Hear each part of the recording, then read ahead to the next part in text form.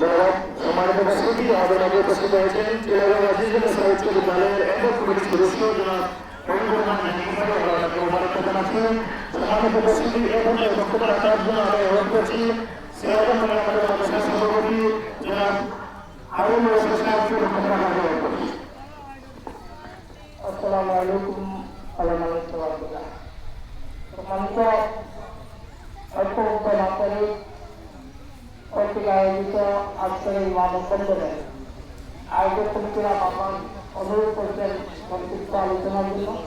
সেই অনুরোধের প্রতি শ্রদ্ধা নিবেদন করে আমি তাদের আজ দফা দাবি করছি একাত্মতা ঘোষণা করে এই আওয়াজ তুলে আমি বিদায় নিতে চাই।